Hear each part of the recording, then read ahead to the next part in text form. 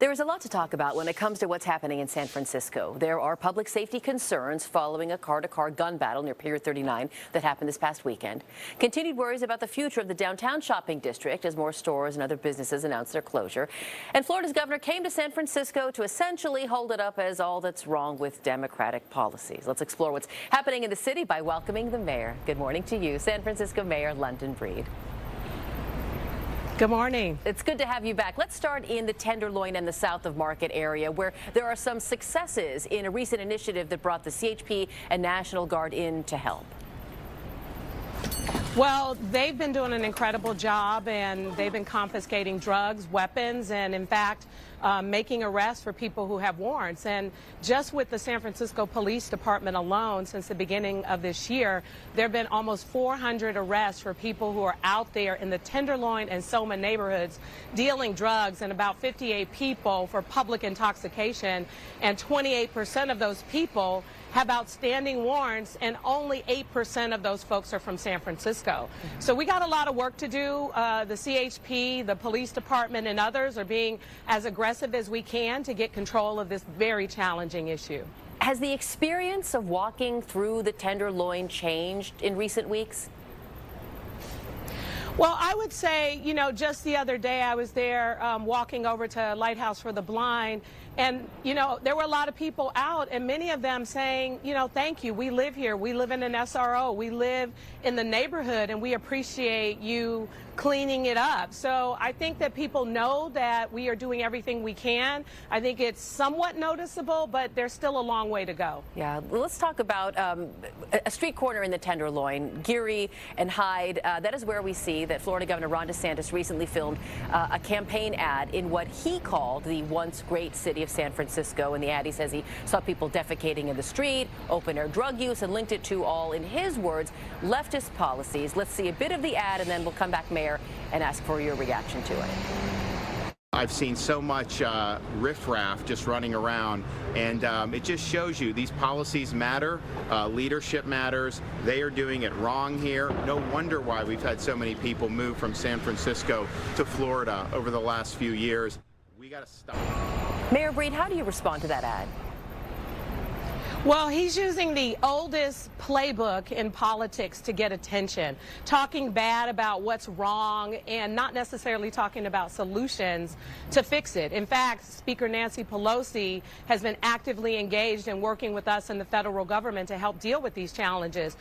President Joe Biden was just here in San Francisco yesterday talking about climate change and artificial intelligence. And so they're talking about solutions and how we move our country forward. But unfortunately, in politics, the old playbook of focusing on the negative and targeting places like San Francisco have been, unfortunately, the norm. So we need to turn that around. Is what he's saying untrue, though? Well, I don't know, because I don't know what his experience was. You know, people are taking what they're seeing in videos and seeing in terms of a snapshot and elevating them. But the people who actually live in the Tenderloin, have businesses in the Tenderloin, who are experiencing that, those are the people we should actually be listening to. We are doing everything we can to make investments in treatment and programs and services, but ultimately I think the work that we're doing around the arrest and collaborating with the state and the federal government are having an impact on helping us get to a better place. It's going to take us some time. This problem was not created overnight, and my hope is that more politicians will spend less time on criticizing and more time on working together with us to provide solutions. The president's about to fly out of SFO sort of any minute now. Did you have a chance to meet with President Biden during his visit to the Bay Area to San Francisco? No, I didn't have a chance to meet with him, but I'm really grateful for his office and our working relationship and his response to the letter that I sent to him regarding the open-air drug dealing. So the DEA, the Drug Enforcement Agency, the U.S. Attorney's Office, and other agencies are actively engaged in conversations to assist us in dealing with the problems related to some of the challenges that we're having around the open-air drug dealing. Yeah. Did you have any talks with the president's office about him coming to San Francisco, maybe even coming to the Tenderloin? Did you want him to see firsthand what you and San Franciscans are dealing with? Well, usually when the president makes a visit, it's with a particular agenda. And of course, we're always open to inviting him to see San Francisco in various forms, whether it's the good stuff or the very challenging things. So we have invited him to do so. But at the end of the day, it's a really tough thing to get a president out to anywhere. But we're consistently working with his office, not just on this particular issue, but on what we know is to come. APEC, the Asian Pacific Economic Collaborative, this November. San Francisco was chosen as the host city, so we're going to have a major event, one of the biggest since 1945 when we established the UN, the United Nations here in San Francisco. This is one of the biggest international events that we're going to be experiencing, and so he is well aware. We're working closely together to deal with these challenges, and my hope is that people will start to see and feel a difference in the coming months. Yeah, well, let's talk about the coming days here. San Francisco is going to be hosting one of the biggest pride celebrations in the country. A lot of people planning to attend, a lot of people also concerned about public safety, especially given what we saw just this past weekend at another jewel in San Francisco's crown, Pier 39, that rolling gun battle that left a handful of people injured. What do you want people to know about public safety and their personal safety, especially in the wake of that sort of attack at Pier 39? Well, the Pier 39, unfortunately, was a very isolated incident. The two groups involved it was very targeted, and unfortunately, some innocent young people were hurt, but they are okay, and everyone's going to be okay. I'll give a little bit more detail here, just to be super clear. 6 people were injured. 4 of them were not involved in the gunfire. So you had 4 innocent bystanders injured in a group of 6. Some of them children. Well, not necessarily, Garcia. It's still under investigation, including the people who were involved, other than the young people who unfortunately were injured. And it looks like everyone's going to be okay. So this is still under investigation.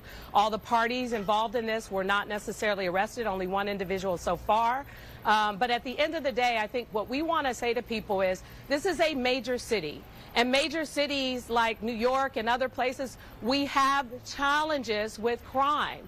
And when we look at the data in comparison to other places, it's not as significant as most people think. It's just all eyes right now are in San Francisco. Yeah. This weekend, as we celebrate Pride, all eyes will again be on San Francisco, because this is one of the largest parades anywhere in the country celebrating Pride. We'll have visitors from all over the world. I'm so excited, not just for the parade, but the activities here at Civic Center in the Castro, what this means for our hotels, our businesses, our restaurants. San Francisco is going to be full of color and light and excitement with the rainbow flags everywhere. So I am looking forward to a great time in San Francisco, and I hope you'll join us. And back to public safety quickly, have you bumped up the police presence at all in response to the mass shooting that happened in the Mission a couple of weeks ago, what happened at Pier 39 this past weekend? Yes, we've had to, and in those areas we already have a large police presence based on our capacity. For Pride in particular, it won't just be the police. There'll be also private security and other undercover security. And so we're going to have the whole city in the areas where we know people are going to celebrate the most covered. And our plan is to make sure that people have a joyous, safe, and exciting Pride this weekend. Okay. San Francisco Mayor London Breed, I appreciate your time as we have the chance to chat every month or so. Have a safe and happy Pride celebration. Thank you, Garcia. Thank you.